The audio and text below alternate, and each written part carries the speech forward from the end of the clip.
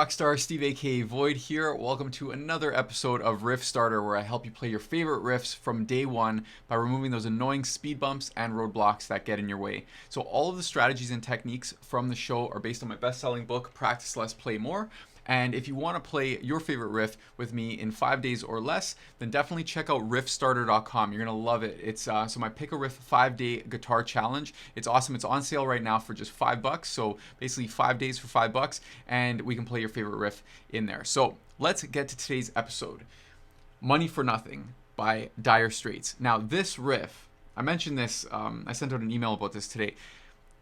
This riff has to be the most confusing or convoluted riff that I've ever heard and seen and taught and heard other people play and heard Mark Knopfler play, because it's not really that straightforward. Like, the riff is not the hardest riff, but as I'm about to show you, it could be super confusing. And if you've ever tried this riff, and let me know in the comments if you've ever tried this riff before, and maybe it's easy for you, maybe it's not, but let me know in the comments if you have tried the riff and if it's something that that you struggled with. Now, this riff, I'm going to say that even right now, like, I know how to play the riff. You just heard me play it, but it's still not really, like, I don't 100% know how the riff goes, and I'll show you why in a second.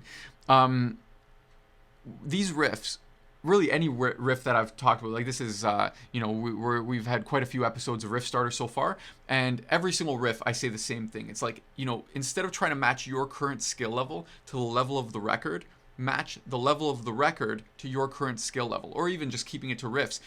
Instead of trying to match your current skill level to the level of the riff, match the riff to your current skill level. That's how you play from day one. Now, that doesn't mean that you're going to play like a super basic version forever. It's just on day one, the first day that you start the song, you want to make sure that you're playing it and you're playing music, okay? That's the whole point here. It's playing music, and you're going to see how we start to get a bit tangled up inside this riff, because a lot of guitar players try to play riffs at face value, which means they try to play it exactly like it sounds on the record or exactly how it's written on the tab, and that's dangerous. I'm going to show you in a second why.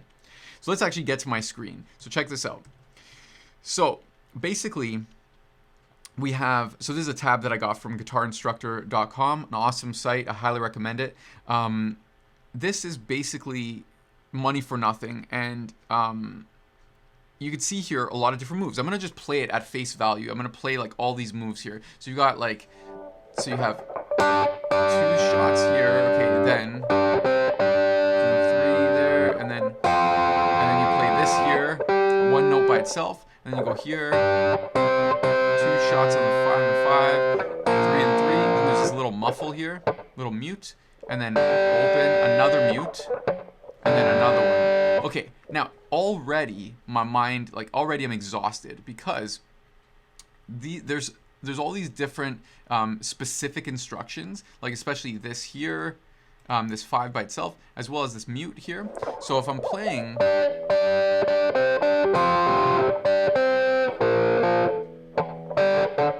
and so when you're playing it, you might have this sort of stop and go effect, because you're trying to get every single detail. No one ever said you have to play every single detail here. This is just a transcription. It's a text-based version of the audio that we hear on the record, okay? And one important thing here, so before I move on to like other stuff on this riff, a really, really important point here. What we hear on the record, on Money for Nothing, that's what Mark Knopfler played on that take. I don't know if that was the first take that he played, but I guarantee that if you study every single time he plays that riff in the song, throughout the song, and study every time he ever played it live, that he's played it slightly different than what we just saw on the tab. That's so important. Think about that for a second. The audio, the recording, it just captured one performance, one take. Whatever he did, maybe his fingers got stiff at one point in the song, and so he played a specific rhythm or he played a specific note sequence. It's very, very important not to start by playing face value. Maybe never play face value, unless you're in like a tribute band and you want to get every single detail. Most guitar players just want to play the riff. They just want to have fun. So what you do instead is, what I recommend is first capture the essence. Like, capture the essence of the riff. Like, if I just had to play this riff, so let me go to my guitar cam over here. If I just had to play the riff,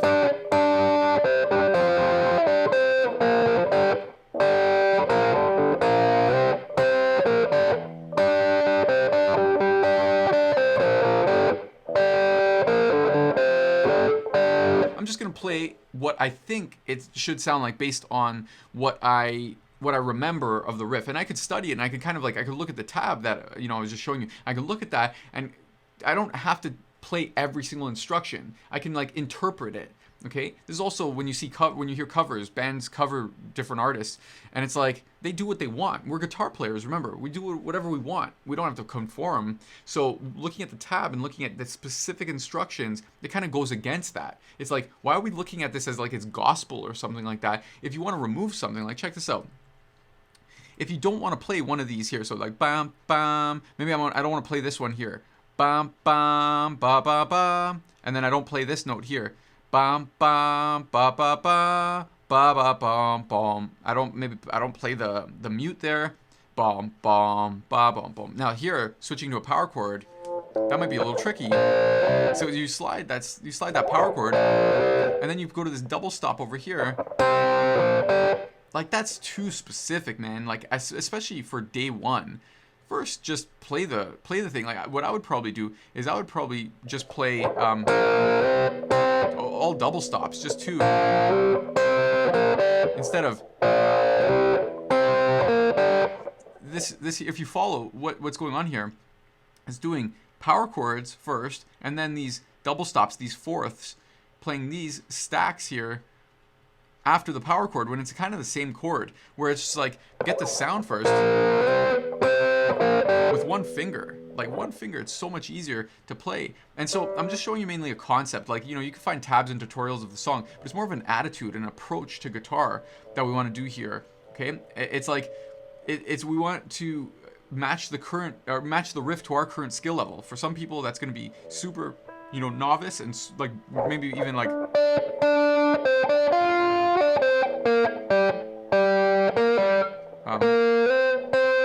Maybe one note, single note. Okay, for other people, it's just going to be maybe like taking the mute off, like here, and just maybe doing the rest.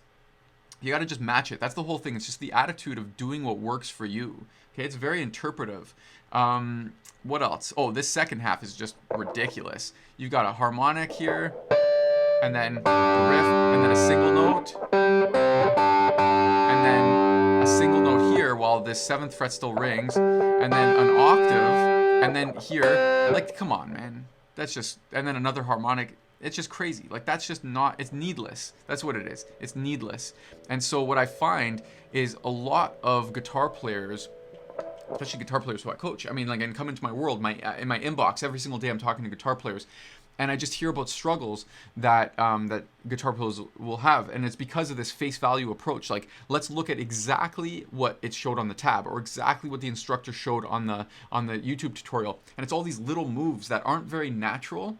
And on day one, it has to feel natural. Okay, it's got to feel like music, even if you just modify it a little bit so that it feels like it flows, and there's a little bit of effortlessness to it. Okay, it doesn't have to be fully effortless, but it should feel musical. It should have a steady pulse to it on day one. Play along with the record. Okay, don't get into the details. It's not really about the details. Play now, polish later. Okay, so play that riff, like even, for example, maybe even using the finger pick, like fingering this here. Maybe that's not even working for you. So maybe what you do instead is use a pick. So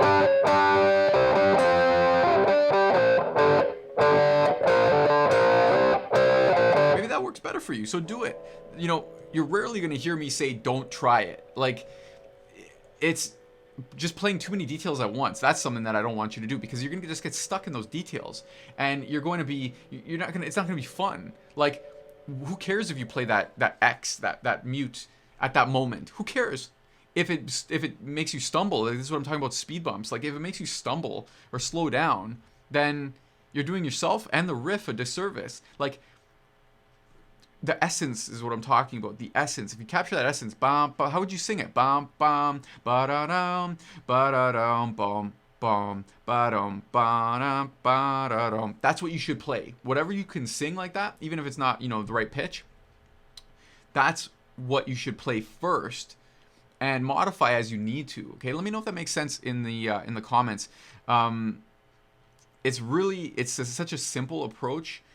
And a lot of people make things way more complicated than they need to be. And they end up taking days and days and days and weeks and months sometimes on riffs, maybe never even being able to play the riff because of these problems, these speed bumps and these roadblocks. So I just want to double check. Yeah, those are pretty much all the points. Remember, this is just one take of whatever we heard on the record. That's just Mark Knopfler's take right there, captured that one take. But he could have played it 100 different ways, but that time that he played it was like that. And then we have the transcription service, like guitarinstructor.com, that takes that and turns that into text. But when we see that, we don't have to play every single instruction. Okay, so instead of trying to match your current skill level to the level of the riff, match the riff to your current skill level. That's how you play from day one. Okay, so let me know in the comments if that makes sense. Let me know what riffs you want to hear, and definitely if you want to check out like for your riff, like apply this to your own riff, and you want some feedback from me, and you want to train with me for 5 days, again, riffstarter.com. You might have to put www.riffstarter.com. I'm not 100% sure.